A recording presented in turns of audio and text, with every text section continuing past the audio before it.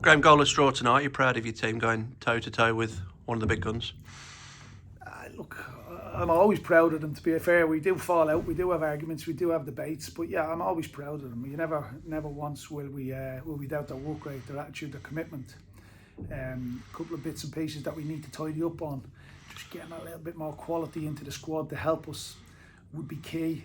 But yeah, we could have maybe nicked it at the end, to be fair. But to hold, to be only the second team this season to hold Forest Green to no goal was it was. Listen, I thought they were very good. I thought they were excellent the way they organised themselves and worked their socks off, found routes out from defensive positions, which is something that we're going to have to improve on. We can improve all over the park, but to start with, their work rate and attitude and commitment must be complimented. And again, like I say, repeat myself, to keep Forest Green to a nil, no goals against, was only the second team in the league to do it. So that's a really decent defeat as well. And the two clearest chances, arguably right at the end, Sloggett and Zach Mills, denied by the goalkeeper. Yeah, Geordie had one as well. The goalie pulled off a save from Geordie, pushed away for the corner. So yeah, we had three corners late on, or three opportunities late on. I think Reese's two saves to make, to be fair. So yeah, look, it was an even contest. Someone said to us at half time coming in, we were 51%, they were 49% possession. I didn't quite agree with that, I didn't quite see it that way, but if that was the case, that's then again testament to the lads.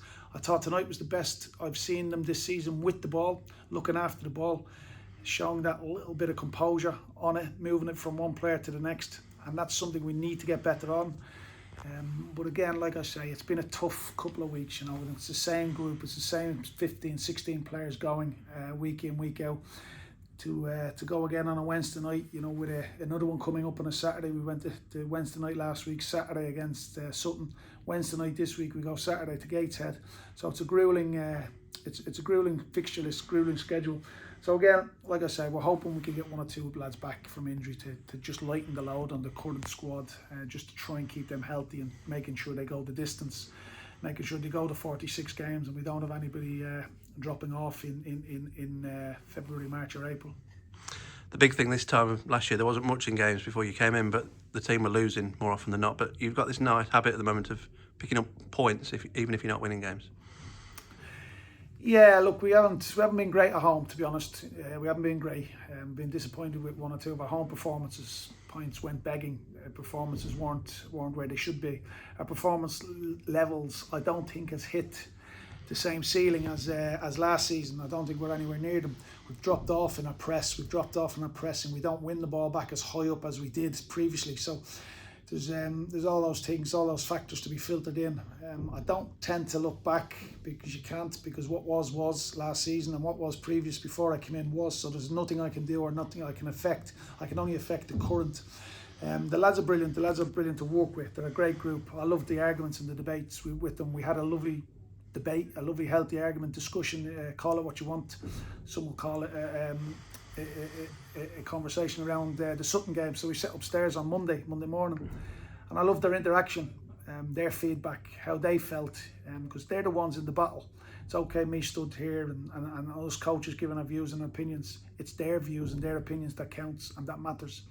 But the same old, we're going to have to go again. We're going to have to somehow, over the next 48 hours, we're going to have to roll our sleeves up, dig deep, recover, rehydrate, rest, and go up to Gateshead and try and find another performance worthy of the opponent. And the added complication this week is a 12:30 kickoff.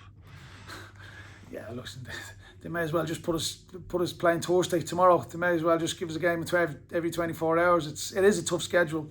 Player welfare is obviously a concern. We're having a small squad. We don't have the luxury. Forest Green come here tonight and made 4 changes. I'm sure Gateshead will make changes on Saturday, but we don't have that luxury. We haven't got the depth. We haven't got that squad. But hopefully we can build. Hopefully we can add 1 or 2 more. Hopefully we get 1 or 2 out of physio room, and we can start to get healthy and we start to get competitive. And as I said earlier on, tonight was the first game we've had to leave 1 player out of the squad. First game all season. So that was a challenge in itself, because they've all been in there fighting, digging and scrapping for us. So it's never nice when you're leaving players out, but on the flip side of the coin, it's nice that we can we're getting to that stage where we can maybe rest one or two or leave one or two out of the squad. So hopefully we get one or two back from the physio room, i.e. Frankie Maguire and Liam Waldock over the next week or two, and they can add to the squad and lighten the load on the current crop, the current lads that are working their socks off.